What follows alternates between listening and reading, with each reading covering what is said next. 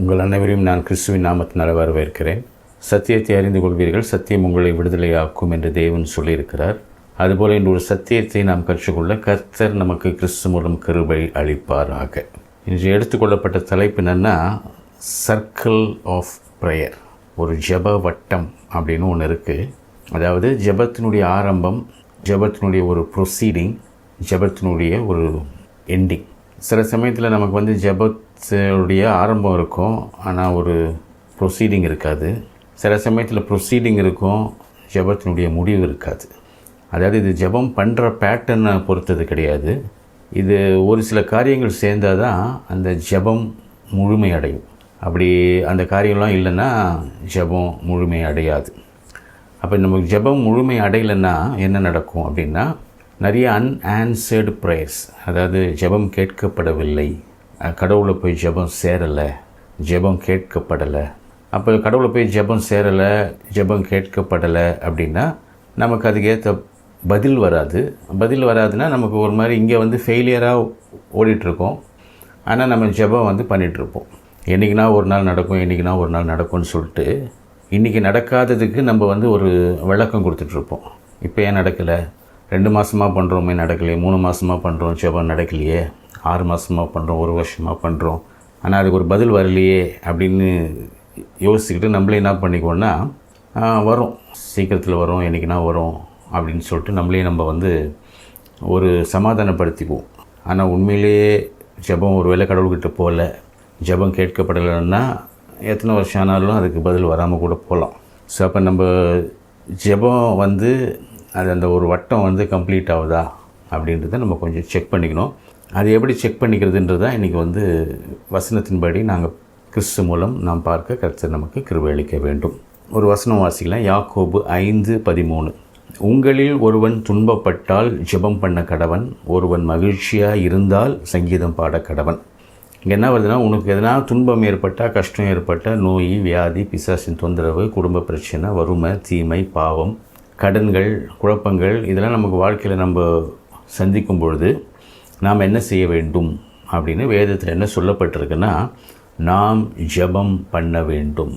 எந்த விதமான துன்பமாக இருந்தாலும், எந்த விதமான கஷ்டமாக இருந்தாலும், கவலையாக இருந்தாலும், துக்கம், வெட்கம், வேதனை எது இருந்தாலும் நம்ம பண்ண வேண்டியது ஜெபம். ஏன் அப்படின்னா, நமக்கு ஜெபத்தில் பதில் உண்டு, ஜெபத்தில் பலன் உண்டு. இல்லை நான் இப்படி ஓடி அப்படி ஓடியாருவேன்னா ஃபஸ்ட்டு முடியாது. அப்படி ஓடி ஓடியாந்தும் நடக்காமல் போச்சுன்னா நம்மளோட டைம், எனர்ஜி, எஃபர்ட் எல்லாம் வேஸ்ட்டு இல்லையா? இங்கே பைபிள் என்ன சொல்லப்பட்டிருக்குன்னா, ஜெபத்தை பண்ணு. உனக்கு ஒரு பிரச்சனைன்னு நீ சந்திச்சின்னா ஃபஸ்ட்டு நீ பண்ண வேண்டிய ஒரு காரியம் என்னென்னா ஜெபம். மற்றபடி நீ ஓடியாடுற, முயற்சிக்கிற, அதெல்லாம் அடுத்தபடியான காரியங்கள். ஏன்னா கடவுளுடைய ஒரு அனுகிரகம் இல்லாட்டி எதுவுமே நமக்கு நடக்காது. என்னை அல்லாமல் உங்களால் ஒன்றும் செய்ய முடியாது அப்படின்னு இயேசு சொல்கிறார். அப்போ அவர் இல்லாமல் நம்ம ஓடிட்டு டயர்டாகிறது waste, time waste, energy waste, நம்ம போடுற எஃபர்ட் எல்லாம் வேஸ்ட்டு. அப்போது கடவுள் ரொம்ப முக்கியம். நம்ம வாழ்க்கையில் நம்மளுக்கு நடக்க வேண்டிய எல்லா நன்மைக்கும் ரொம்ப முக்கியமான ஒரு காரணம் யாருன்னா கர்த்தர். ஸோ அப்போ நமக்கு எந்த துன்பம் வந்தாலும் நீ ஃபஸ்ட்டு செய்ய வேண்டிய வேலை ஜெபம் செய்ய வேண்டும் என்று வேதத்தில், கடவுளுடைய வார்த்தையில் தேவன் நமக்கு போதிக்கிறார். செகண்ட் பாயிண்ட் என்னென்னா, 1 யோவான் 5:14. நாம் எதையாகிலும் அவருடைய சித்தத்தின்படி கேட்டால் அவர் நமக்கு செவி கொடுக்கிறார் என்பதே அவரை பற்றி நாம் கொண்டிருக்கிற தைரியம். செகண்ட் என்ன பாயிண்ட்னா, அவருடைய சித்தத்தின்படி நீ கேட்கிறாயா, நீ ஜெபம் பண்ணலாம் இல்லையா, மணிக்கணக்காக நீ ஜெபம் பண்ணலாம், ஆனால் அவருடைய சித்தத்தின்படி பண்ணுறியா? உன்னுடைய ஜெபமும் அவரோட சித்தமும் ஒத்து போதா? உனக்கு கஷ்டம் வந்த உடனே ஜெபம் பண்ணுன்னு கடவுள் சொல்லிட்டாரு. அப்போ இந்த கஷ்டத்துக்கும் நம்ம பண்ணுற ஜெபத்துக்கும் ஒரு மேட்சிங் இருக்கணும். இல்லை நம்ம நம்மளுடைய எண்ணங்கள், நம்மளுடைய சிந்தனைகள் அதெல்லாம் கடவுளுடைய வார்த்தையோடு மேட்ச் ஆகாமல் நாம் ஜெபம் செய்து கொண்டு விசுவாசித்து கொண்டு இருந்தோம்னா நமக்கு ஒன்றும் நடக்காது. அதான் கடவுள் சொல்கிறார், உனக்கு பிரச்சனைனா ஜெபம் பண்ணு ஃபஸ்ட்டு. செகண்டு, நீ பண்ணுற ஜெபம் எதுக்காக நீ ஜெபம் பண்ணுறியோ அது தேவனுடைய சித்தத்துக்கு ஒத்து போகிறதா, அதை நீ நல்லா செக் பண்ணிக்கோ. ஒரு தடவைக்கு 2 தடவை, 2 தடவைக்கு 3 தடவை, 3 தடவைக்கு 4 தடவை செக் பண்ணிக்கிட்டு ஜெபம் பண்ணு. இல்லைன்னா அவருடைய சித்தத்துக்கும் நம்ம பண்ணுற ஜெபத்துக்கும் ஒத்து போகலன்னா நம்ம எவ்வளோ ப்ரேயர் பண்ணாலும் அது வேஸ்ட்டு. நம்ம டைம், எனர்ஜி, எஃபர்ட்லாம் வேஸ்ட் பண்ணி கொண்டு இருக்கிறோம். ஃபஸ்ட்டு என்ன பார்த்தோம், பிரச்சனைனா கடவுள்கிட்ட ஓடலைன்னா டைம், எனர்ஜி, எஃபர்ட்லாம் வேஸ்ட் பண்ணுறோம். இங்கே நீ கடவுள்கிட்ட ஓடினா கூட அவரோட சித்தத்துக்கும் ஜெபத்துக்கும் ஒரு மேட்சிங் இருக்கணும். அவர் சித்தத்துக்கு ஏற்றார் போல நீ ஜெபிக்க வேண்டும். அப்போ அவர் சித்தத்தை நம்ம எப்படி கற்றுக்கிறது? அது கடவுளோட வார்த்தையிலேருந்து தான் கற்றுக்கணும். கடவுளை அவர் தெரியப்படுத்துகிறார். எப்படி தெரியப்படுத்துகிறார்னா, தேவன் தம்முடைய வார்த்தையின் மூலமாக தெரியப்படுத்துகிறார். அப்போ தேவனுடைய குணாதிசயங்கள், தேவனுடைய சித்தத்தை நாம் அறிய வேண்டும் என்றால் தேவனுடைய வார்த்தையை பார்த்து நாம் தேவனுடைய சித்தத்தையும் தேவனுடைய குணாதிசயத்தையும் நாம் அறிந்து கொள்ள வேண்டும். அப்போ செகண்ட் பாயிண்ட் என்னென்னா, நாம் செய்கிற ஜெபம் தேவனுடைய சித்தத்திற்கு ஒத்து போதா, அதை நாம் ஒரு தடவைக்கு பல தடவை செக் பண்ணி கொள்ள வேண்டும்.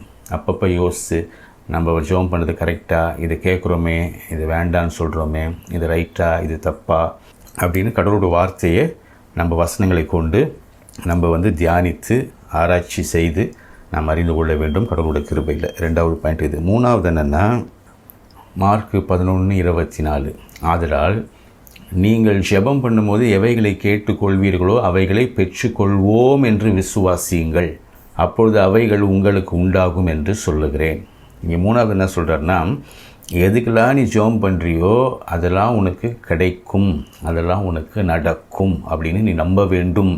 அப்படி நீ நம்பிக்கொண்டு வாழும்பொழுது, ஒரு கடவுளை அந்த நம்பின ஒரு வாழ்க்கை வாழும்பொழுது உனக்கு நீ எதுக்கெல்லாம் ஜெபம் பண்ணுறியோ அதெல்லாம் உன்னுடையதாக மாறும், உங்களுக்கு உண்டாகும் என்று தேவன் சொல்லுகிறார் இல்லையா? இப்போ நல்ல வேலைக்கு ஜெபம் பண்ணுறோம், வேலை கிடைக்கலன்னா என்ன நடக்கும் அப்படின்னு நம்ம யோசிச்சுட்டு இருக்கக்கூடாது. நல்ல வேலைக்கு ஜெபம் பண்ணுறோம், நல்ல சம்பளத்துக்கு ஜெபம் பண்ணுறோன்னா சீக்கிரத்தில் ஒரு நல்ல வேலை, நல்ல சம்பளம் கிடைக்கும். நல்ல வேலை, நல்ல சம்பளம் கிடைச்சா எப்படி இருக்கும் அப்படி தான் யோசிக்கணுமோ ஒழிய, நல்ல வேலைக்கு ஜெபம் பண்ணியாச்சு, நல்ல சம்பளத்துக்கு ஜெபம் பண்ணியாச்சு, ஆனால் கிடைக்கலன்னா, நல்ல வேலை கிடைக்கலன்னா, நல்ல சம்பளம் கிடைக்கலன்னா நம்ம எப்படிலாம் கஷ்டப்படுவோம் அப்படின்னு அதை ரொம்ப யோசிக்கக்கூடாது. ஏன்னா சீஷர்களும் இயேசுவும் படகுல போகும்போது புயல் அடிக்கும்போது அவங்க புயல் அடிக்கும்போது அது கொஞ்சம் அவங்களால என்ன முடியுமோ முயற்சி செஞ்சு அந்த படகெல்லாம் ஒரு கட்டுப்பாட்டுக்குள்ளே கொண்டு வர நினைக்கிறாங்க. ஆனால் நடக்கலைன்னு சொன்ன உடனே அவங்க என்ன முடிவு பண்ணிட்டாங்கன்னா, அவ்வளோதான், புயல் அடிக்குது, பிரச்சனையை நம்மளால் சால்வ் பண்ண முடியல, பிரச்சனை அதிகரிக்குது, அப்போ அப்படியே அதிகரிச்சுக்கிட்டே போனால் நம்ம அழிஞ்சு போகிறது, மரித்து போவது, மடிந்து போவது நிச்சயம்தானே அப்படின்னு சொல்லிட்டு தான் இயேசு எழுப்பும் போது, நாங்கள் மடிந்து போகிறது உங்களுக்கு கவலை இல்லையா அப்படின்னு எழுப்புகிறாங்க. அப்போ தான் அவர் சொல்கிறார், நீ ஏன் மடிந்து போகிற நீ நினைக்கிற, அப்போ நீ வேறு சைடு தானே யோசிக்கிற, பாசிட்டிவ் சைடு யோசிக்கலையே. இல்லை, இயேசு நம்ம எழுப்போம்ப்பா, அவர் ஏஞ்சி ஒரு நல்லது செய்வார், அந்த புயல் அடங்கும், காற்று அடங்கும், கப்பல் ஸ்திரப்படும், எல்லாமே அந்த அந்த அந்த எல்லா தீமையான ஒரு காரியங்களும் மாறி ஒரு நல்ல நிலைக்கு போவோன்னு ஏன் நீ அந்த பக்கமாக யோசிக்கல, இன்னும் கெட்டது நடந்தால் என்ன நடக்கும் அப்படின்னு இதை ஏன் யோசிக்கிற அப்படின்னு தான் இயேசு திட்டுறார். ஸோ அதே மாதிரி நம்ம என்னென்னா ஜெபம் பண்ணிவிட்டு அடுத்த ஜெபத்தை நம்ம பண்ணுறோம், சீக்கிரமாக பண்ணுறோம். ஏன் பண்ணுறோம்? பயந்து போய் பண்ணுறோமா, நம்பாமல் பண்ணுறோமா, கவலையில் பண்ணுறோமா இல்லையா? ஒரு ஜெபம் பண்ணால் சரிப்பா, நம்ம கடவுள்கிட்ட ஜெபம் பண்ணியிருக்கோம், அவர் ஜெபத்தை கேட்டிருக்கிறாரு, அவர் சித்தத்தின்படி தான் ஜெபம் பண்ணியிருக்கோம், நல்லது நடக்கும், நல்லது பண்ணுவாருன்ற எண்ணத்தில் இருக்கிறோமா?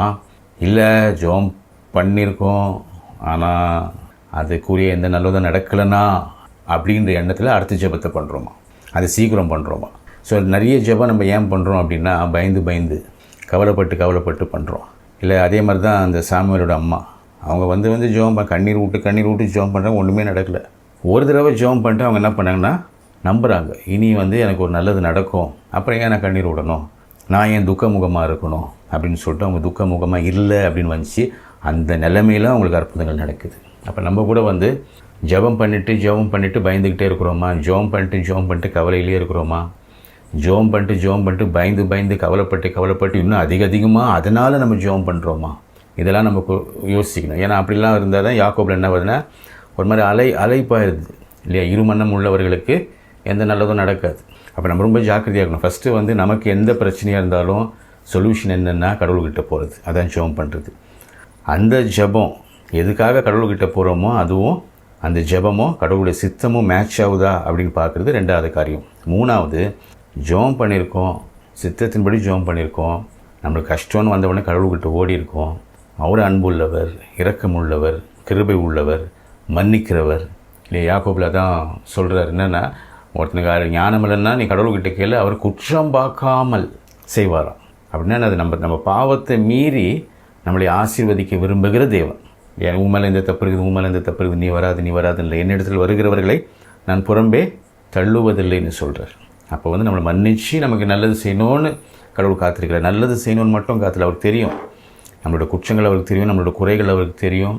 மன்னிச்சு காப்பாற்றணும்னு வெயிட் பண்ணுறார் இல்லையா? அந்த திமிர்வாதக்காரனை கொண்டு வரும்போது கூட மன்னிச்சு அவனை குணமாக்குகிறார். இப்போ ஃபஸ்ட்டு நம்ம பிரச்சனை வரும்போது கடவுள்கிட்ட ஓடணும், ஜெபம் பண்ணணும். அதான் ஃபஸ்ட்டு பாயிண்ட்டு. செகண்ட் பாயிண்ட்டு, நம்மளுடைய ஜெபம் அவருடைய சித்தத்தோட மேட்ச் ஆகுதான்னு செக் பண்ணிக்க வேண்டும். செக் பண்ணிக்கிட்டு மூணாவது பாயிண்ட்டு, எதற்காக ஜெபிக்கிறோமோ அந்த காரியங்கள் தேவனிடத்திலிருந்து நிச்சயமாய் வரும் என்ற நம்பிக்கையோடு நாம் விசுவாசித்து அந்த வாழ்க்கை வாழணும். திருப்பி பயந்து கெட்டது மேலே கெட்டது நடந்தால் எப்படின்னு யோசிக்காமல், கெட்டது மேலே கெட்டது நடக்காமல் நல்லது மேலே நல்லது நடந்தால் எப்படி அப்படின்னு யோசிக்கிற மக்களாய், அந்த ஒரு நம்பிக்கையில் வாழ்கிற மக்களாக இருக்கணும். அதுதான் வந்து ஒரு கிறிஸ்தவ வாழ்க்கை. ஸோ இதுதான் வந்து அந்த சர்க்கிள் ஆஃப் ப்ரேயர். நம்ம பிரச்சனைன்னு ஒன்று கடவுள்கிட்ட ஓடுறது, ஜெபம் பண்ணுறது, அந்த ஜெபம் கடவுளுக்கு சித்தத்தோடு மேட்ச் ஆகுதான்னு பார்த்துட்டு நம்ம ஜெபம் கடவுள் கேட்பாரு, நம்மளுக்கு நல்லது நடக்கும்ன்ற நம்பிக்கையில் முடிக்கிறது. இதுதான் வந்து சர்க்கிள். ஜெபம் பண்ணணும், தேவனோட சித்தத்துக்கு ஒத்து போதான்னு பார்க்கணும். அடுத்தது நம்பி வாழுகிற ஒரு கிறிஸ்தவ வாழ்க்கையை நம்ம வாழ வேண்டும். அந்த இன்னொரு வசனம் கூட வரும், உன்னோட முட்டி சரியில்லை, அது மேலும் மேலும் மோசமடையாமல் அது சுகமாகத்தக்கதாய் நீ தேவனிடத்தில் திரும்புன்னு வரும். அப்போ ரெண்டு விஷயம், ஒரு பிரச்சனைனா மேலும் மேலும் கெட்டது நடக்கலாம், இல்லை கடவுளால் அது சால்வ் ஆகி நல்லதும் நடக்கலாம். அப்போ நம்ம கடவுளால் சால்வ் ஆகி நல்லது நடக்கும் அப்படின்ற ஒரு வாழ்க்கையை தேர்ந்தெடுக்கணும். ஸோ இதுதான் இந்த ஜெபத்தினுடைய வட்டம் முடிகிற ஒரு நிலை. ஃபஸ்ட்டு பிரச்சனைனா கடவுள்கிட்ட ஓடணும், ஜெபம் பண்ணணும், அந்த ஜெபம் கடவுளுடைய சித்தத்துக்கு ஒத்து போதான்னு செக் பண்ணிக்கணும்.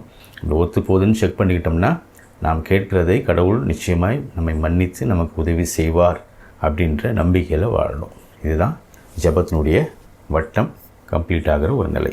இதை நாம் கற்றுக்கொண்டு கை கொண்டு இதற்குரிய ஆசீர்வாதத்தை பெற கர்த்தர் நம்மை கிறிஸ்து மூலம் காத்து வழி நடத்துவாராக.